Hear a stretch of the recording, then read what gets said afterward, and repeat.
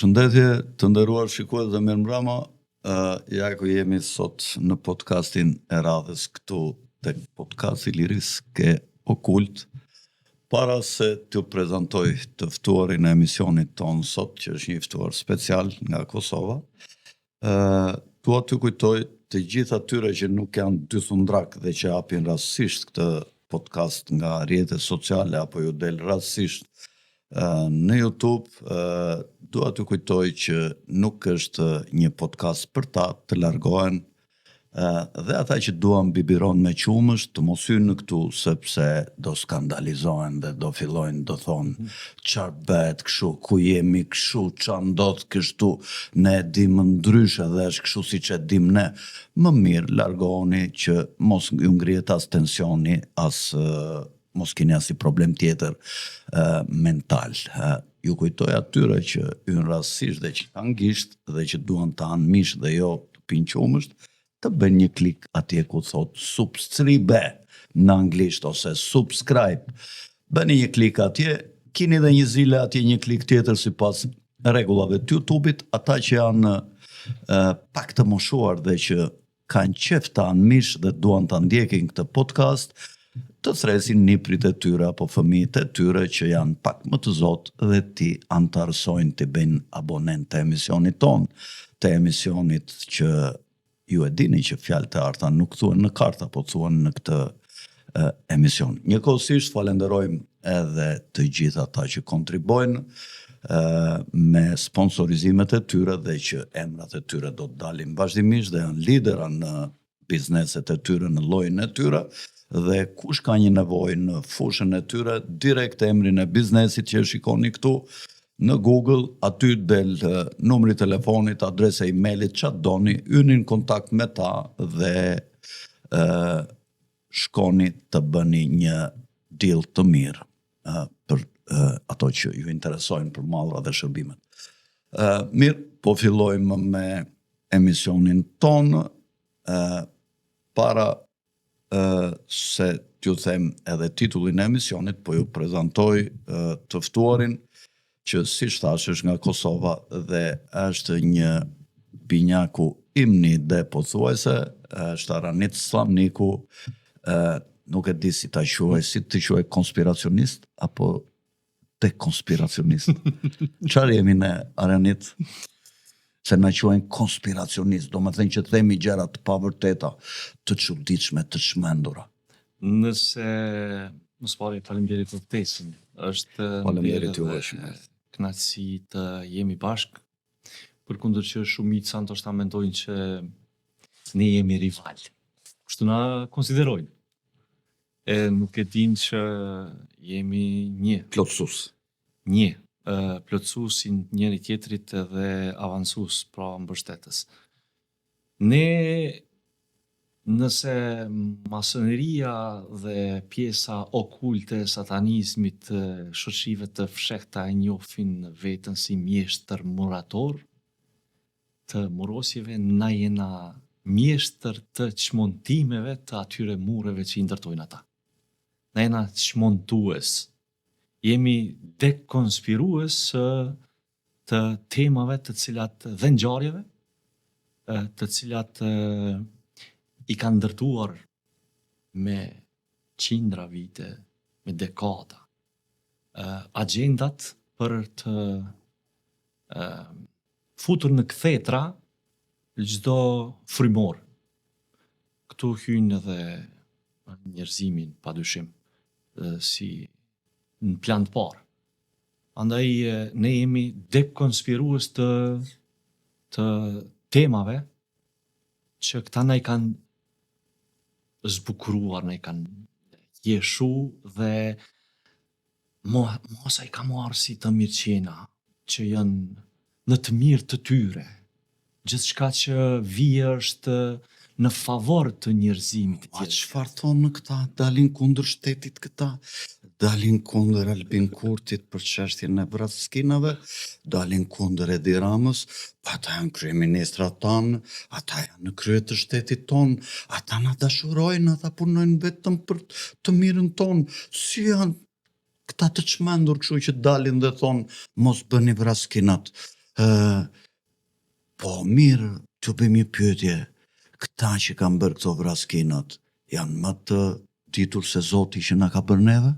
Që këta duan të ndërhyjnë te krijimi i Zotit? Po ujku dhe luani dhe shqiponja dhe tigri dhe lepuri egër dhe deri egër dhe delpra dhe çakalli bëjnë vraskina? Po pse ariu mbijeton aq bukur atje lart në ato tokat e egra ku jeton dhe nuk e ka problem fare për vraskinat? Po pse gjarpri nuk e ka problem fare për t'i bërë vraskina dhe jeton për mrekullinë në habitatin e vet bashkë me krokodilat atje në ujërat e ëmbël? Po pse vetëm njeriu që ka defektos kurse këta të tërë nuk e kanë problem për vraskina?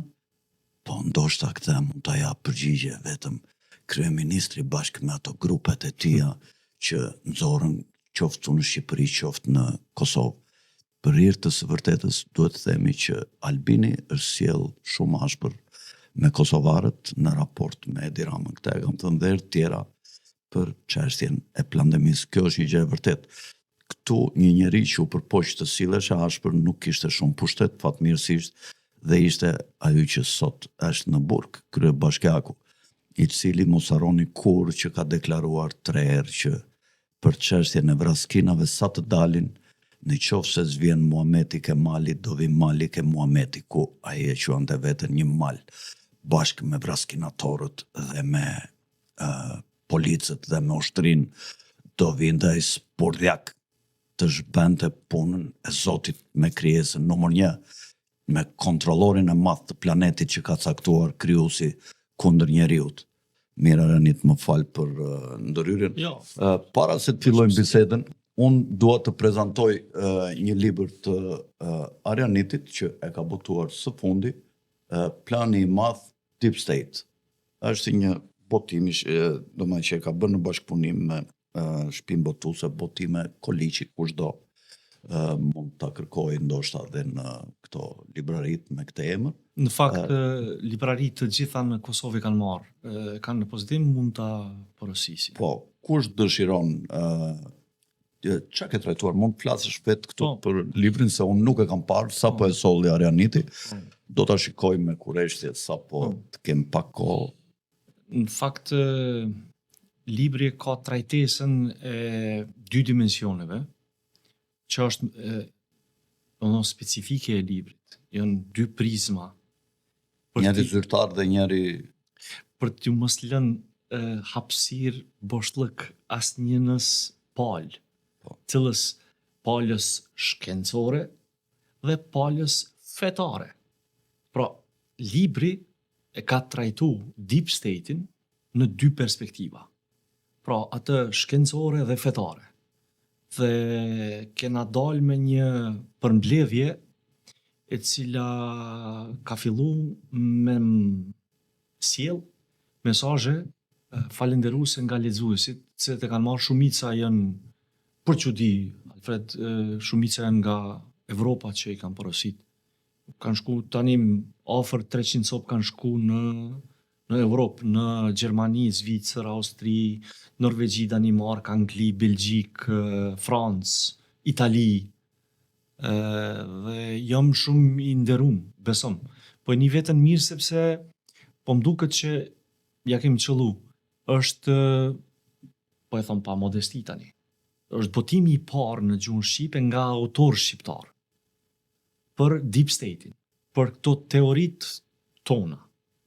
Dhe e treta, përveç interpretimit dhe shpjegimit shkencor edhe fetar të Deep State-it, kush është, çfarë bën, çfarë kanë bërë, kush qëllimi final i tyre, synimi final i tyre, çfarë kanë në plan të bëjnë nga tani 1 prill jemi 2025, çfarë kanë në plan të bëjnë gjatë 2025 dhe tutje. Pra, gjithçka është trajtuar me kujdesin më të madh që të mos lëm hapësirë, pra po them, të interpretimeve ndryshe, përkundër që libri i ka mbi 160 referenca shkencore. Pra, referenca të këtyre që na bajnë ligjërata. Kanë referenca edhe në fetare, nga Bibla dhe nga Kurani si dhe nga thënjet profetike të profetit Muhammed, haditheve që ju thot. Pra, është trajtuar me seriozitetin dhe kujdesin më të madh. Andaj rezultati i këtij botimi do të jetë, unë po e shoh veten tani më si një mburoj të hekur të qelikt për teoritë tona këtë botim. Shumë mirë, është një nismë e mirë për të lavdëruar që më në fund edhe në gjuhën shqipe ka autorë të cilët po përpiqen të tregojnë se çfarë është deep state-i. Deep state-i, të nderuar shikues, për ata që e kanë dëgjuar shumë herë dhe thonë, çfarë është ky deep state? Deep state do të thotë shteti i thellë, që ka kuptimin që një grup i vogël njerëzish nëpërmjet shumë manovrave të djallëzuara përpiqen të zhbëjnë kushtetutën e një populli dhe t'i marrin atij pushtetin nëpërmjet manovrave nga më të ndryshme, duke vendosur agjentët dhe njerëzit e vet, gjoja nëpërmjet lojës së demokracisë dhe rregullave të demokracisë, t'i vendos për të uzurpuar dhe për të marrë pushtetin e shumicës dhe për ta vendosur shtetin me forcën e vet kundër shumicës dhe në shërbim të pakicës, për ta bërë pakicën më të pasur, më të fuqishme dhe shumicën më të dobët dhe ekonomikisht më të pafuqishme. Dhe këta në fakt ka treguar jeta. Kulmi i veprimtarisë së deep state-it dhe organizatave sekrete në botë ka qenë agenda e depopullimit që ishte agenda 201 ose agenda Rockefeller 2030, e cila kërkon të bëj ashtu siç thot në Davos përfaqësuesi kryesori tyre, si e ka ky Davos? Ky Schwab, Klaus Schwab. Siç thot Klaus Schwab, thotë ne do të bëjmë rivendosjen e madhe. Çfarë është rivendosja e madhe? Finalja. Ju thot, mbas vitit 2030 do të jetoni pa prona, po të lumtur. Dhe për këtë ata kanë menduar në radhë të parë të bëjnë depopullimin nëpërmjet shfarosjes, nëpërmjet krizave të urisë, nëpërmjet vrasjes dhe sëmurjes dhe uljes së imunitetit nëpërmjet vraskinave, nëpërmjet helmimit nga ajri, nga uji, nëpërmjet helmimit nëpër qendrat e mëdha tregtare ku ajri aty ndotet dhe elmohet, dhe nëpërmjet ndotjes së barit, nëpërmjet elmimit nga avionët, nëpërmjet elmimit të kafshëve të cilat hambar dhe nëpërmjet elmimit të njerëzve të cilët pastaj han mishin e kafshëve, nëpërmjet elmimit nëpërmjet pesticideve ku sasi të mëdha pesticidesh ju hidhen zarzavateve apo spërkaten frutat dhe të gjitha këto elme duke qenë që humbasin sensin e të qenit ushqime natyrore, bio, fillojnë dhe ulin imunitetin dhe sëmundjet e njeriut nëpërmjet vaksinave që bëhen që nga moshe vogël, nëpërmjet shpikjes së teorisë të virozave, ku nuk ka asnjë viroz,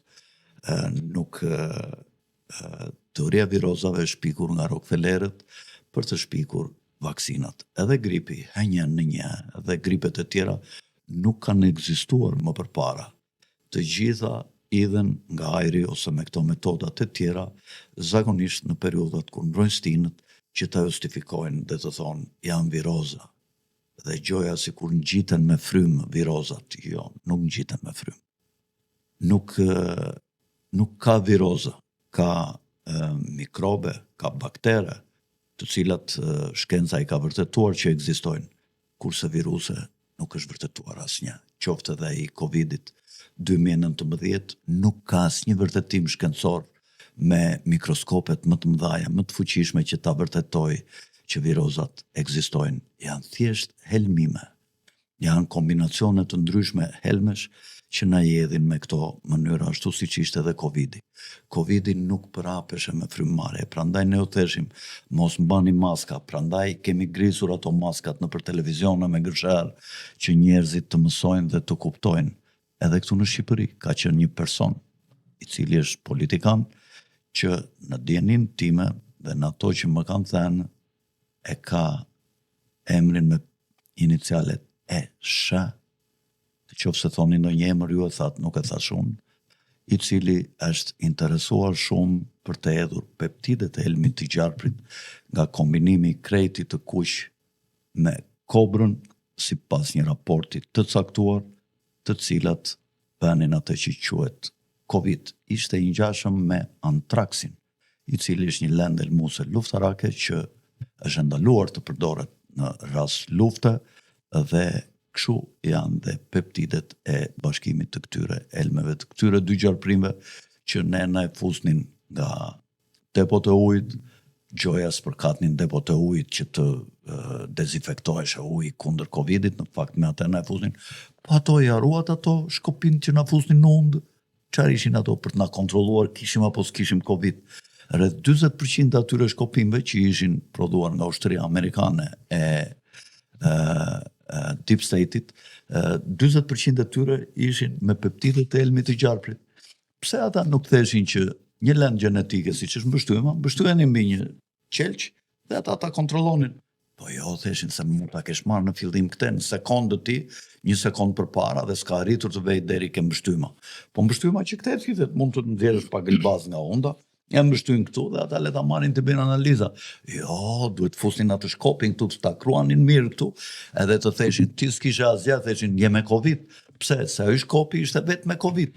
Dhe kur ty të çponte këtu, normalisht që ta kishte futur elmin që këtu nga këto kanalet këtu, të sinusave dhe ty të kalonte në tru dhe në trup.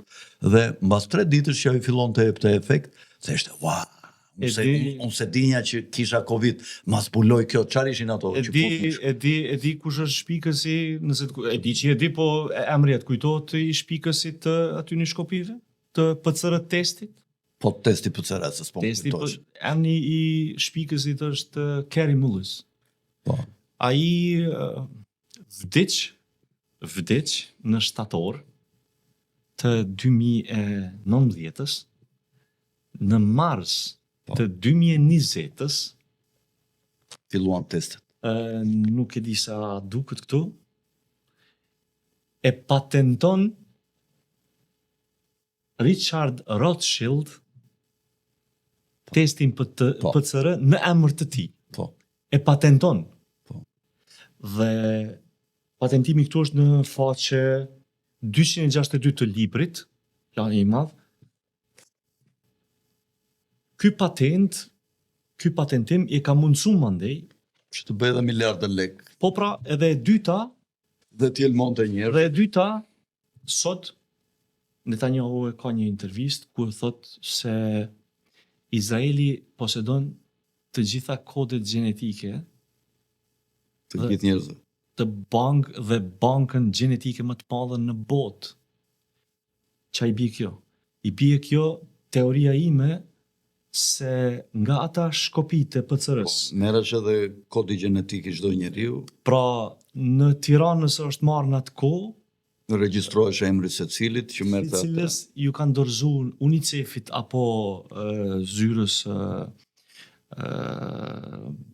kësaj shëndetësisë botërore, OBSH-s, zyrës OBSH-s ose UNICEF-it, ata i kanë mbledhur nga të gjitha shtetet e botës, i kanë mbledhur në OBSH në New York. Pastaj vinin delet. Do më futesh një shkop mua këtu ta provoj unë kam apo s'kam Covid. Pse ju theshim në televizion? Mos bëni teste, o idiota, jo, zini rada atje, do për një test, jo po të shpallën të shmendur. E bëtë testin, hajde, tash me shëndet, po vakcinat i bëtë, hajde tani me shëndet tashi. Se keni filluar t'ja shikoni ajrin, po do t'ja shikoni avash avash dhe më shumë. Ne urojmë inshallah të keni sa më pak. E di pasojë që ndodhen tash në fillim të 2025-s. Tani Izraeli përmes bankës gjenetike të gjithë popullatës botërore ka mundësinë që në laboratore, siç është bën këto virusët tjerë që i bojnë laborator, tani kanë aftësinë dhe mundësinë që të shpikin virus vetëm për një popull me atë kodin gjenetik që e ka. Çfarë ndodhi në Irlandë? Tani, në Irlandë, Po. u shpall një virus i panjoftun i cila e kapi tër Irlandën. Pse ndodhi kjo? Sepse irlandezët edhe nga parlamenti irlandez dolën në kundërshtim të izraelitëve dhe ja u mbyllën edhe ambasadën e Izraelit në Irlandë. Ndëshkimi?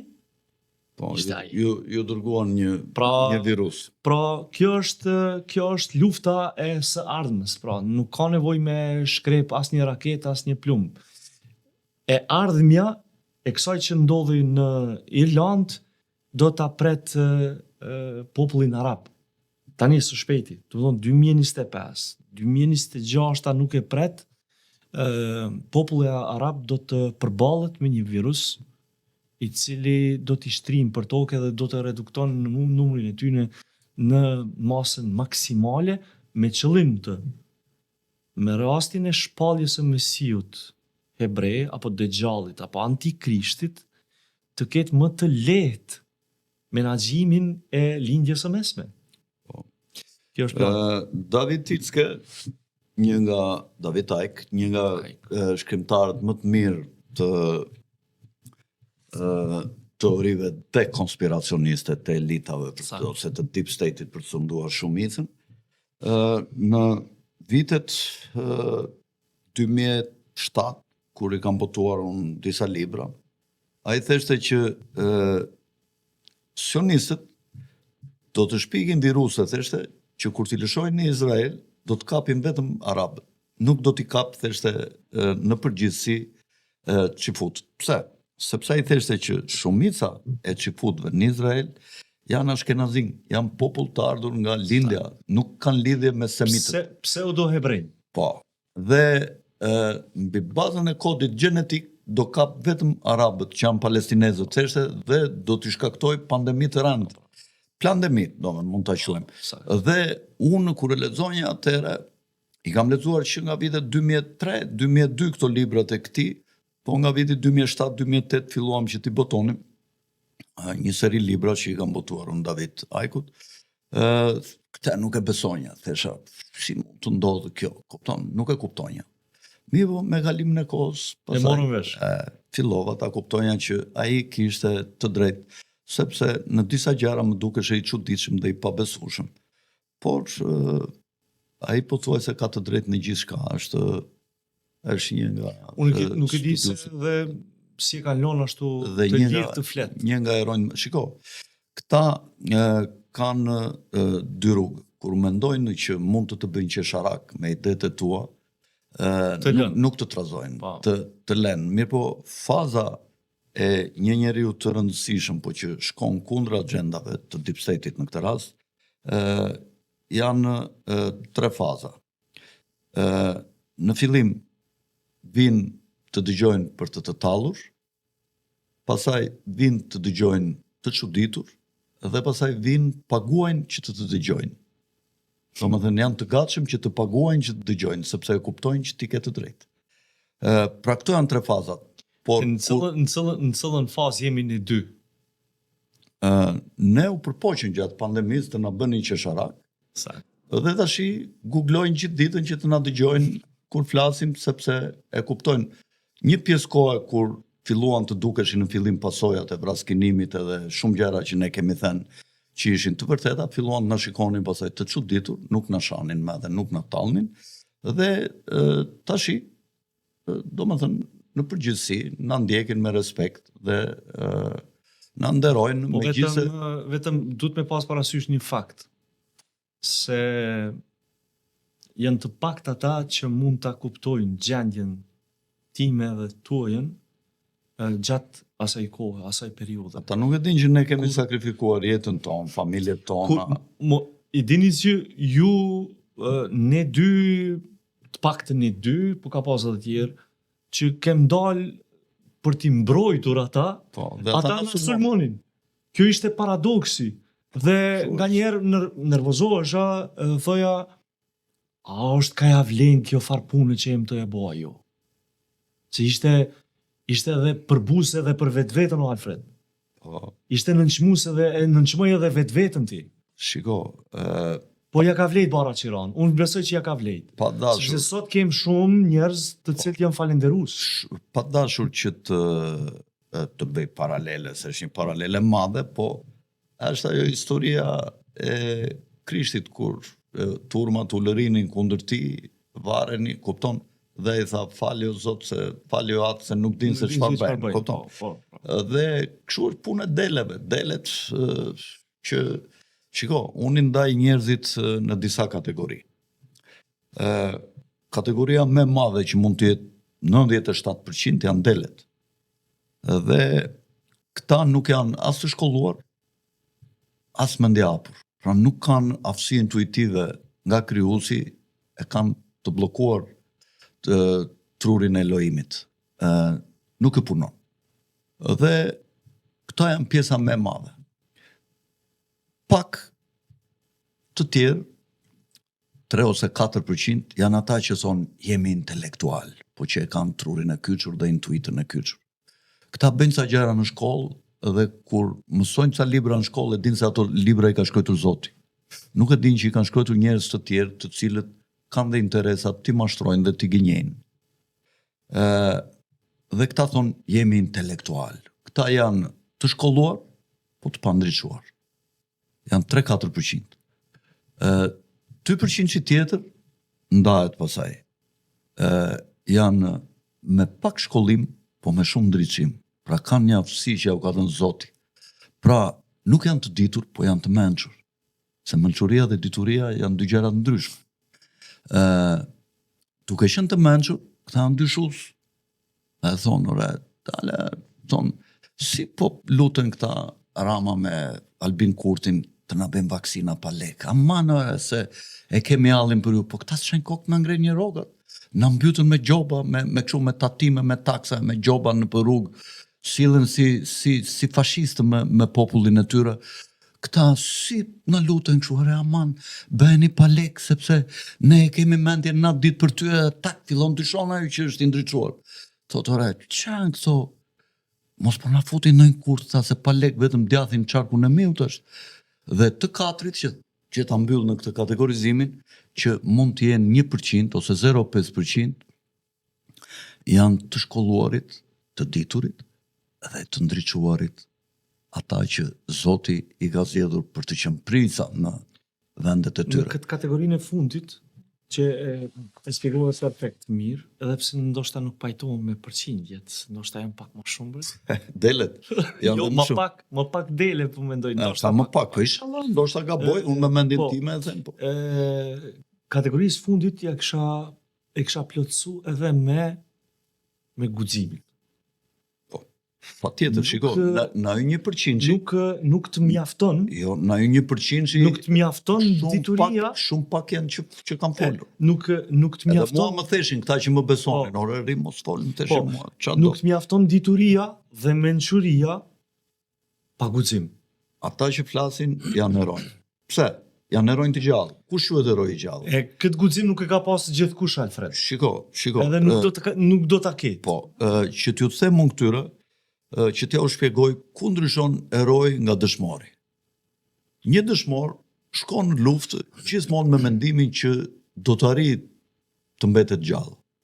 Kurse një hero shkon në luftë dhe thot do vdes që t'ju jap shembullin tim këtyre dhe që kauza tonë të fitojë. Pa heronj nuk ka dëshmor. Në bukur. Dhe ne që kemi folur, pa dashur të ta bëjmë si belulit, që të mburemi, sepse njerëzit e din vetë, ne që kemi folur, kemi qenë heronj të gjallë. Se ka heronj që e din që do të vdesin, por rastësit, fati, rrethanat i shpëtojnë. Këta janë heronjtë të gjallë. Heronjtë të vdekur janë ata që vdesin. Ne e morëm këtë nismë me mendimin që do na vrisnin, që do të vdisnim, por do të përpiqeshim t'ju japnim syt njerëzve që të shpëtonin. Fati dhe rrethanat na shpëtuan shumë si ne në botë. Kam vdekur një pjesë e madhe. I kam vrarë, që kanë qenë doktor, që kanë folur, kanë thënë të vërtetën, kanë qenë shkencëtar, janë me dhjetra që i kam vrarë, kanë qenë çmimi Nobel dhe këta ndiqnim ne. Lutz Montagnier, Dhe francezi. Po, nobelist. Edhe po ke dhe atë shpiksin e mRNA-s këtë italianin në Amerikë, si e ka se s'po më kujtohet emri. Robert Malone. Po, Malone, ai ka thënë që kjo është vrastare me RNA-ja. Dhe oksidi grafenit ka dalë ka thënë njerëzve që do të keni pasoja. Vetë ky i Pfizerit, ky që futi grek i Selanikut, si e ka ky CEO-ja i Pfizerit, këta kur e pyetën Andres Burla. Po, Burla, kur e pyetën i thanë, i keni bërë vaksinat ju të Pfizerit? Jo, thash, bëjmë në ta vaksina, kupton? Ata flasin troç, ja u thonë njerëzve të vërtetën. Mi po njerëzis besojnë, ja, Alfredi ja fut kotë është i çmendur, Arianite ja fut kotë është i çmendur, mos dëgjoni ata. Okej, se në fund qesh ai që qesh i fundit. Ende s'ka mbaruar loja. E keni para të filmin kur bien të tërë? Makinat përplasen në rrugë. Ai është momenti final, kur ju nuk do të keni kohë ta kuptoni, ju që s'na dëgjuat dhe që na tallët, se çfarë do t'ju ndodh. Në Shqip titullin filmi e ka Bota që do të lem pas. Ju ftoj ta ndiqni dhe ta shikoni. Para vaksinave e kam bërë atë film. Edhe e tregon, thot mos i bëni vaksinat, ose kush i bën, ja si e pëson. Mi po delet, jo, s'ka mundësi, Edi Rama është kryeministri jonë, Biden ishte presidenti i Shtetit Bashkuara, o BSH është për interesin e popujve, për të rritur popujt. Idiota. Tashi duhet të paguani. Aranit, si është situata në Kosovë, situata politike, sepse aty ende nuk ka mundur të krijohet qeveria. Albin Kurti si forcë e parë politike ende nuk i bën dot mbi 60 deputet. Sa ka deri tash Albin Kurti? I duhen edhe 3 deputet, të paktën edhe 3 deputet, domethënë është nuk i ka 58 vet. Mund t'i ketë bërë deri tash 58 në biseda. Tani sipas informacioneve. Sa ka pasur 52 ka pasur? 400? Më thanë që ka më pak se 52, Albini vetëvendosje. Unë di që ka 52. Jo, më duket se ishte 48. 48 ka qenë. Po, 48 edhe janë numrat. I ka bërë dhe 10 tjera deri tash. 10 tjera janë të pakicave jo serbe. Janë bosnjak aty, egjiptian. Kam pranuar ata të gjithë të futen në qeveri? Gjithë. Ata kryesisht, Alfred, që nga pavarësia e Kosovës apo themelimi i institucioneve të shtetit, ata kryesisht dhe gjithmonë kanë qenë në qeveri. Me pushtetin. Me shumicën e dërmuese. Po pakicat kështu shtojnë që të përfitojnë, dhe mirë po. Derisa ky po i pret një 3 vota të nismës të Fatmir Limajt. Po, i ka Fatmir Limajt 3? I ka 3, ai ka qenë në koalicion parazgjedhor me Ramush Haradinën e AK-s. Ata u bën bashkë. Sa kohë lejohet mbas zgjedhjeve qeveria vjetër të qeveri? Nuk ka. Këtu është hapësira, këtu është hapësira kushtetuese. Që ai po manovron me kohën. Mund ta çojë në pafundësi. Në pafundësi thirrjen e seancës parë. Po. Mund ta çojë në pafundësi. Po vazhdon parlamenti vjetër akoma. Po parlamenti realisht ka rënë nuk është në apo nuk funksionon me ata. Ja si vjetri as Sirius është mbledhur. Parlamenti është për B. Po. Çfarë funksionon është ekzekutivi. Po. Që është qeveria e kaluar. Po. Qeveria e kaluar tani është qeveri teknike dhe funksionon ashtu.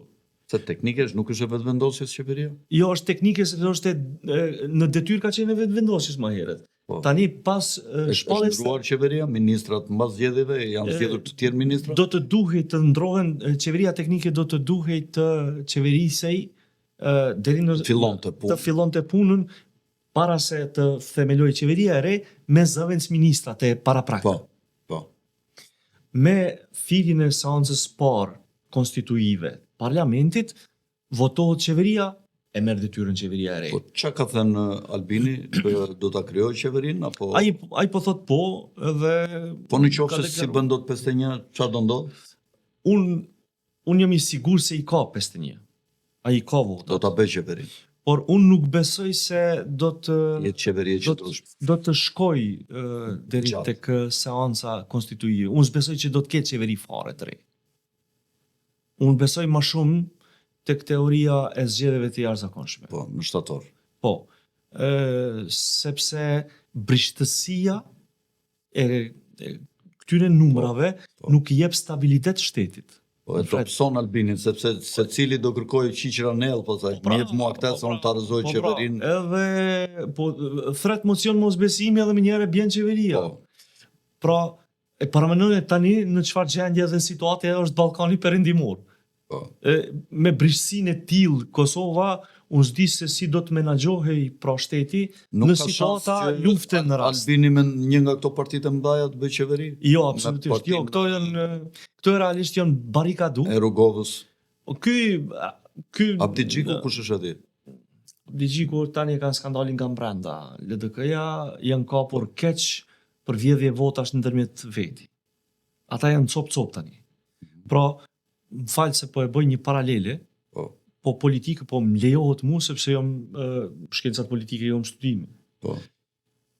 Fati i LDK-s, Ibrahim Rugovës, të dikurshme kur i ka marrë mbi 80% të votave pas luftës, ka fatin e baraz vlefshëm me subjektin politik të SPS-it të dikurshëm të Miloševićit që ka pas pushtetin absolut në Serbi.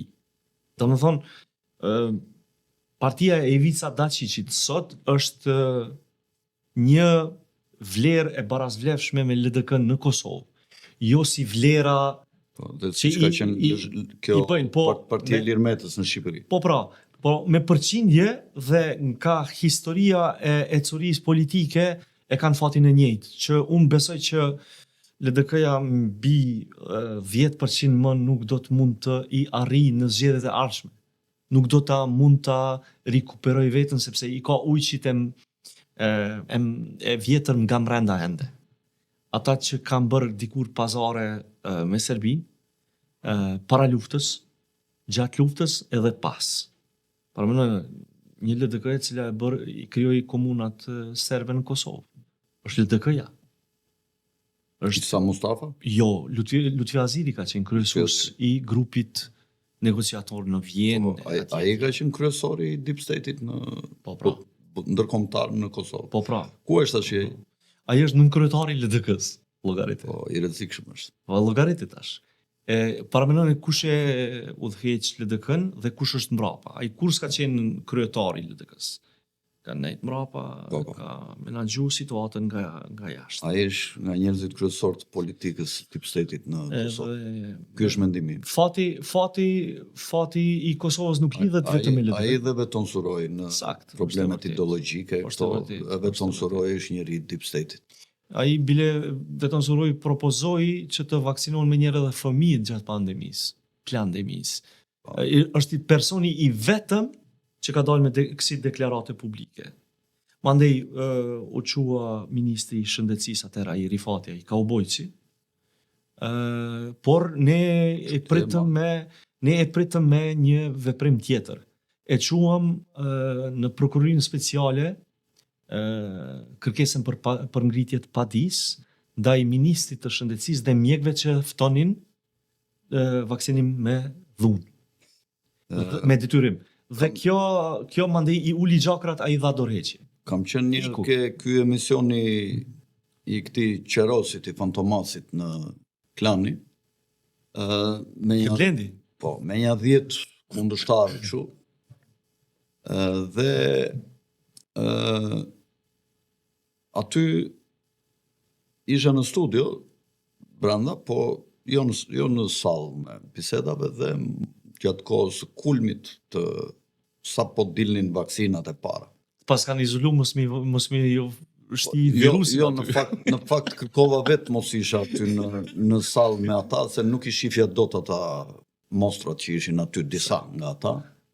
Dhe është i vetmi emisioni i këtij që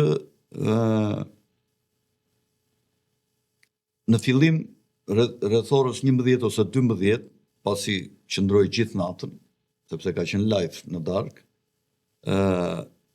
u mbyll Watch nga këta që editonin të klanit, Watch emisioni, dhe një 5 orë, nga ora 11 dhe nga ora 3, mos gaboj, nuk të ditës, nuk e kanë lënë emisionin të ishte parë në YouTube për herë të parë në historinë 22 vjeçare, 23 vjeçare të televizionit, të këtij gazetari, dhe pastaj mbas orës 3 u la mute, domethënë zarim. Kur flas unë është pa zë, dhe sot është pa zë. Dhe aty ishte një mostër, një mjek që fliste nga Spanja, që i ka vënë punë të veta në Terezi me s'ka feme, dhe me siguri që për vete nuk e ka bërë braskinën, dhe theshte e pyetën aty e thamë, po këto gratë shtatzana, si e pyeti ky gazetari, si do veprohet me këto? Po këto do t'i shikojmë, tha, do t'i obej mirë braskinat, tha, dhe do shikojmë si do reagojë, tha, fetus i fëmijëve e kështu.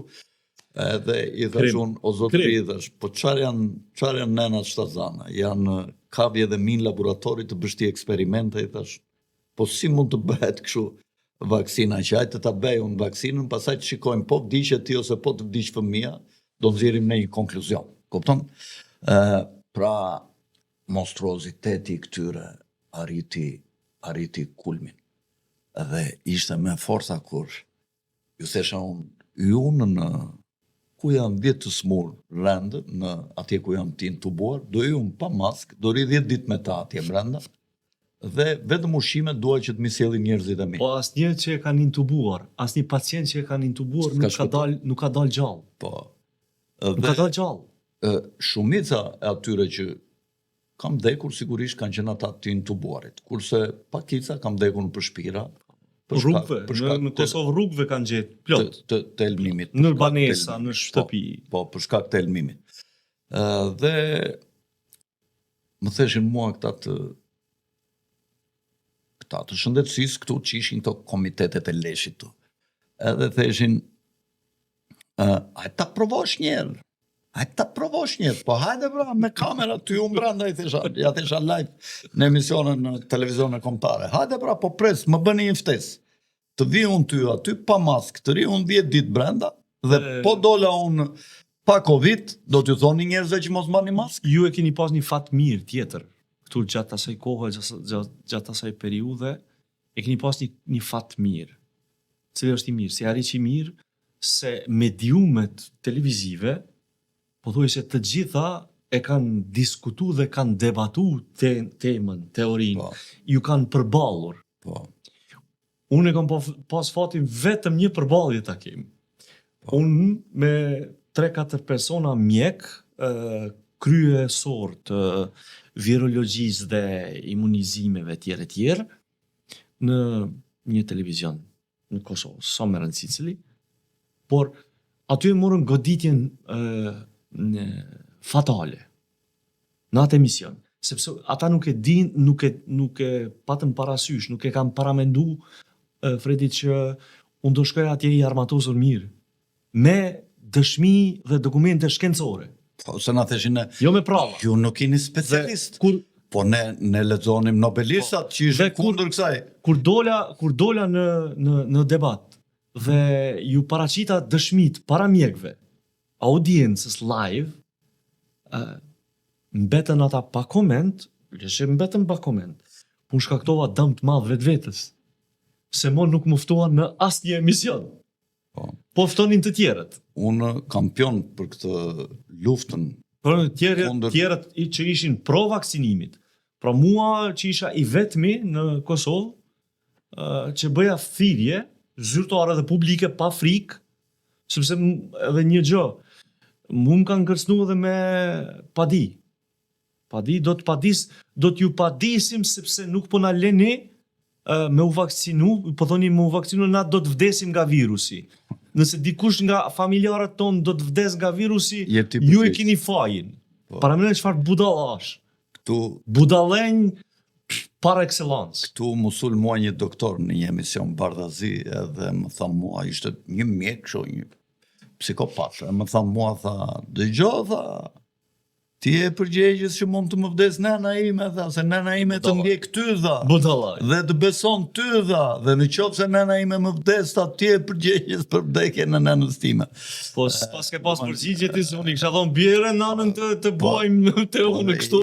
Ju përgjigja unë, po unë këtu gjej rastin dhe besoj që të gjithë shikuesit që shikojnë këtë emision sot, bien dakord që një lavdërimi madh duhet vej për emisionin Rrethi 4 orë, sidomos për drejtuesin e saj Ed Manushi, që e ka zgjedhur këtë dhe ideatorin e emisionit Glentin Albani, të cilët drejtuan këtë emision dhe që i lanë shqiptarëve një dritare të madhe të hapur, ku jepeshin idetë tona alternative, antizyrtare, antiplandemis, dhe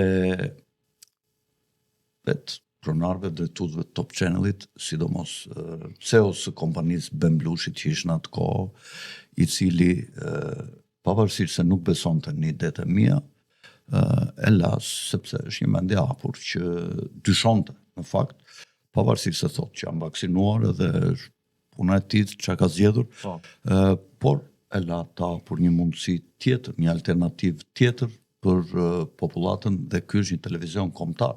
Dhe ndryshon nga televizionet e tjera, se ka qenë një emision me shikueshmëri të lartë, dhe që sot shumë njerëz që ndoqën në atë emision, kur më gjejnë në rrugë mua, Manushin e të tjerë, na falenderojnë dhe thonë shikyr që na hapët sytë. Jeni për falenderim se e keni bë punën e mirë aty, por unë fatin nuk e pata të njëjtin me juve. Po.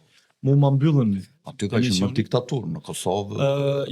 Ne kemi parë polici shumë të dhunshëm. Jo, tani ma mbyllën emisionin. Emisionin komplot e mbyllën ambasada amerikane.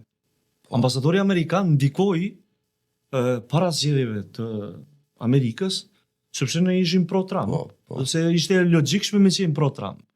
Edhe për mua ke ABC-a, ke emisioni Arjan Çanit, zonë e lirë. Mu ma mbyllën ambasada amerikane. Ndërhyri ambasada angleze, si që tanë ata, dhe ambasada amerikane, që mua të më mbyllësh dritarja për të folur. Por unë vlerësoj shumë trimrin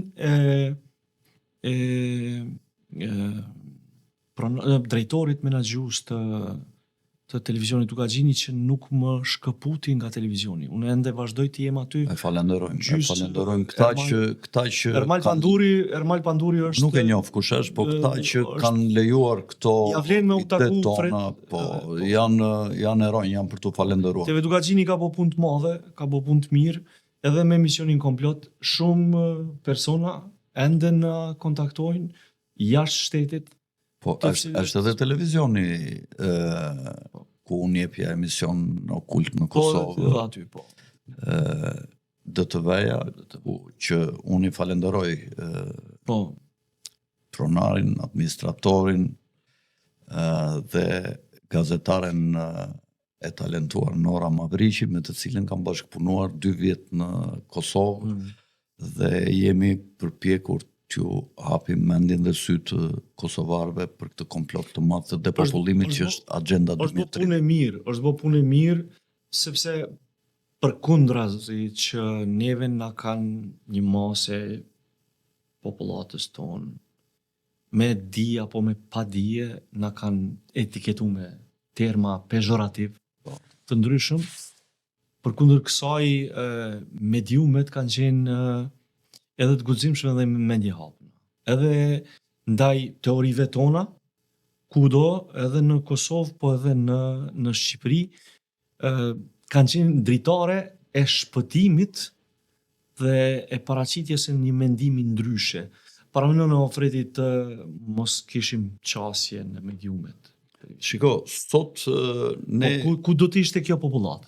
Ose një pyetje tjetër, pyetje hipotetike, jo që na se shumë ndoshta edhe lavdërum një tjetrin edhe punën tonë.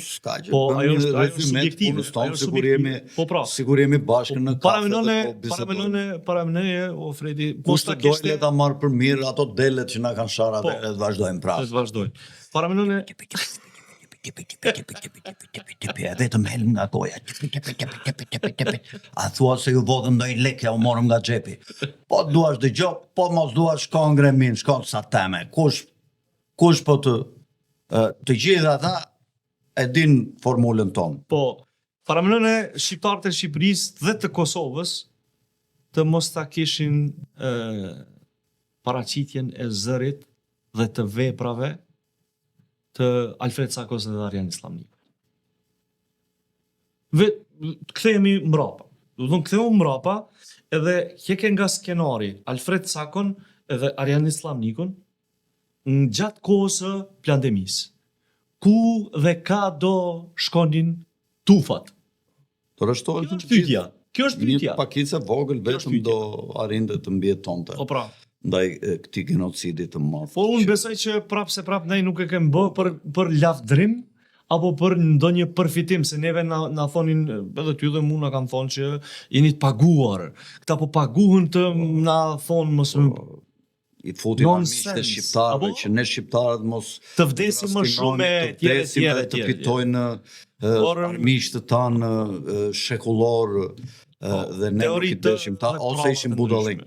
Shiko Arjanit, gjithmonë idetë që këta i quajnë konspiracioniste ta thash që në fillim përqeshen. Tashi unë analizoj këtu, nuk e di sa më ke ndjekur, analizoj shpesh gjeopolitik, kam 2-3 herë në javë, sepse gjeopolitika po ndryshon me shpejtësi dhe jemi në prag të një lufte të nxehtë të madhe. Ka gjithë këto vite që një pjesë e popullsisë e botës e sipërfaqes e territoreve e shteteve po e vuajnë luftën e nxehtë me armë. Një pjesë po vuajnë pasojat e luftës së Urisë nga kjo luftë, sepse dihet që në Ukrainë dhe në Rusi ka pasur rreth 30% të drithit botëror dhe ky dritë sot po rritet dhe po tregtohet shumë pak. Pra ato kategori popujsh të cilët furnizoheshin me këtë dritë kanë filluar të vuajnë nga pasojat. Pra është ulur oferta e drithit dhe sigurisht popujt e varfër që përdorin më shumë drithin, bukën se sa ushqimet e tjera, kanë filluar të vuajnë për shkak të rritjes së çmimeve e tjera. Edhe efektet zinxhir që jep në ekonomi pasojat të këtilla. Tashi ka filluar të ndryshojë edhe gjeopolitika botërore. Unë kam filluar t'ju them që ka rrezik që një dorë të organizojë zgjerimin e konfliktit. Dhe çfarë po ndodh? Amerika ka shprehur aspirata për t'i marrë toka Evropës, siç është Kanadaja dhe Groenlanda. Nga ana tjetër, Amerika dhe Rusia, si dy superfuqi ushtarake, por Rusia nuk është një superfuqi ekonomike, botërore, po përpiqen si superfuqi ushtarake me armë bërthamore dhe nukleare të vendosin fatin e botës. Mirë po, ato që i kanë krijuar këto qeveri që është deep state që qeverisë Evropën, dhe që Evropa nuk është një fuqi e vogël ekonomike që mund të bëhet dhe një fuqi e madhe ushtarake, shumë shpejt dhe që ka eksperjenca të mëdha në luftra.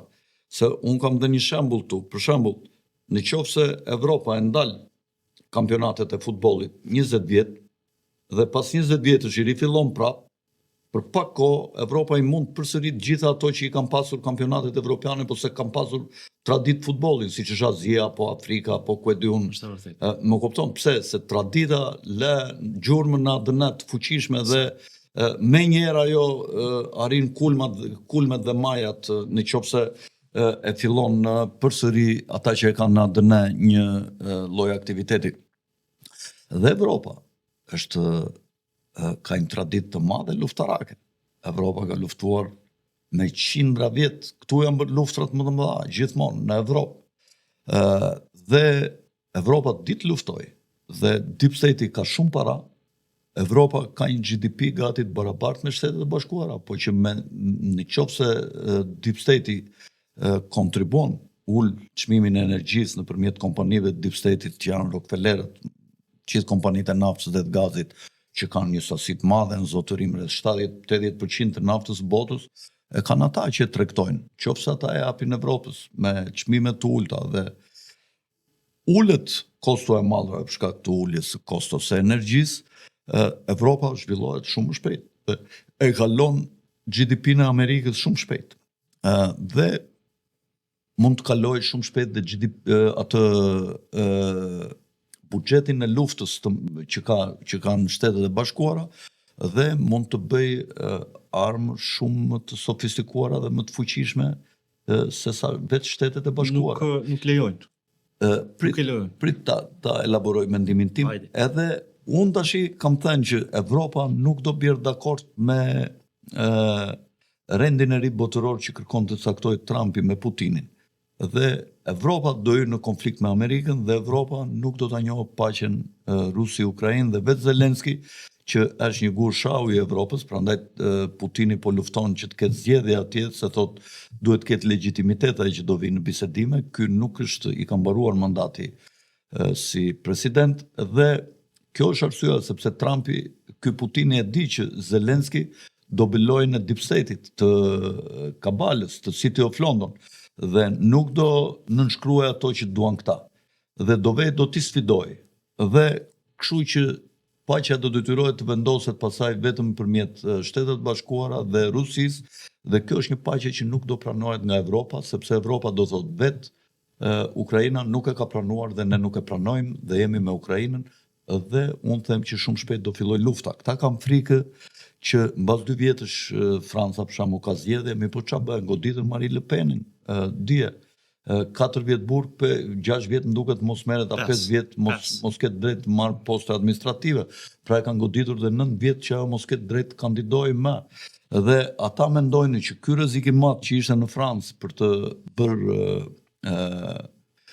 bis fitoren e Trumpit edhe në Francë me nacionalist dhe me patriot, të mos ketë mundësi të përsëritet duke mos pasur një kandidate të fuqishme që i ka shumë të larta shanset për të fituar, dhe sado që ata të bëjnë, sa ajo gjithmonë ka dele para, po këta bëjnë kombinacione, nuk merr mbi 50%, po dele para.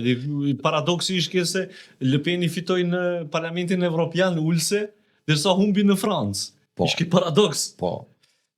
Dhe në këtë kuptim mua tash njerëzit nuk më besojnë.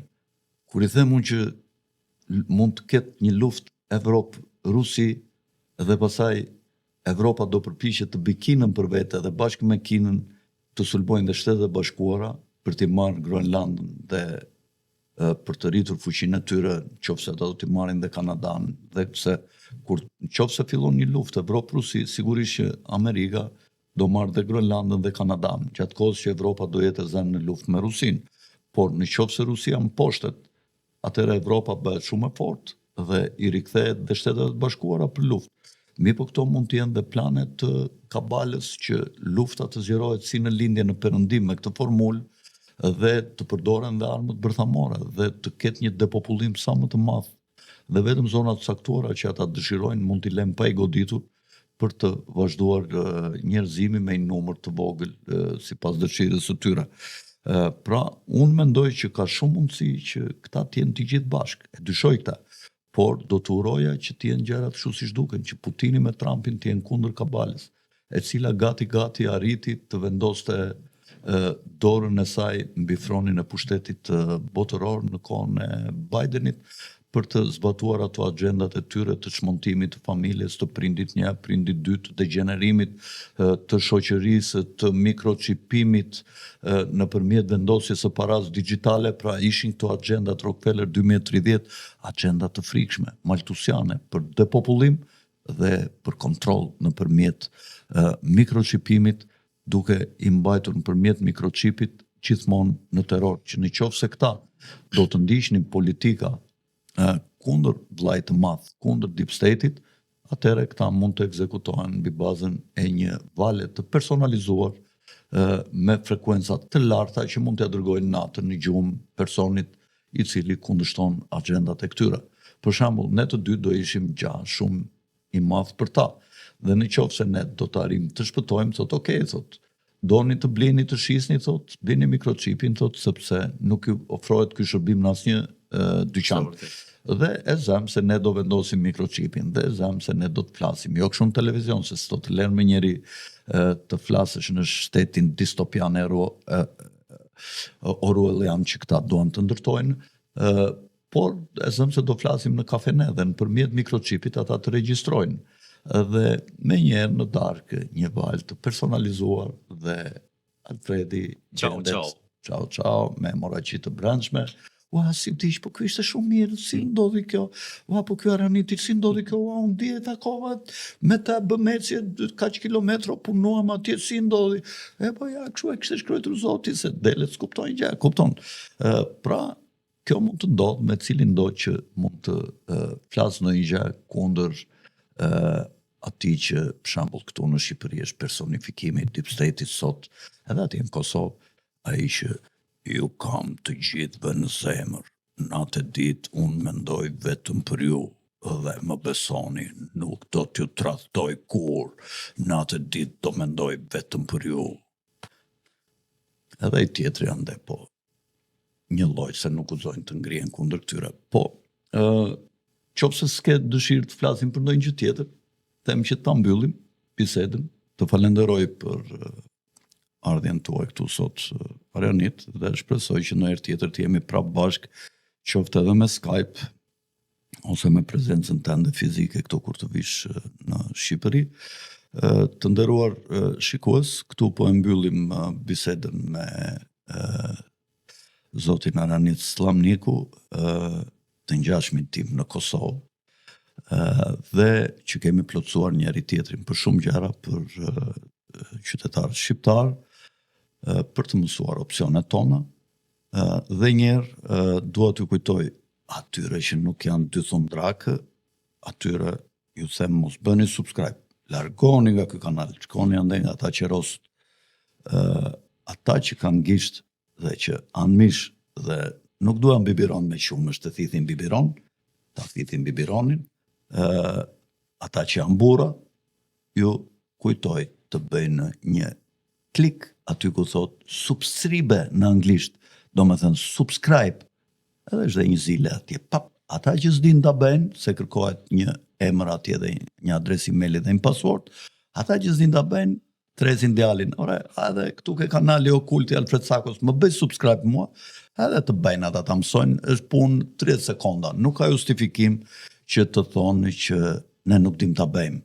E kam fjalën me 65.000 followers atë mi në Facebook, që ata më kanë ndjekur mua, jo unë ata, dhe 50.000 që janë në Instagram, që mund të bëjnë 100.000, ndoshta se mund të ketë nga të dyja, do më thënë të dyja njëti person mund të jenë 10.000 ose 15.000 veta, pra që bëjnë rreth 100.000 dhe 5.000 followers, që friendsat miqtë e mi në Facebook, pra e kalon 100.000 dhe ne të ngelemi ende me 8.000 subscribera. Kjo tregon që shumë prej këtyre kanë qenë hipokrit dhe më kanë ndjekur për të bërë ndonjë koment negativ me një pushkë atje mbrapa gardit.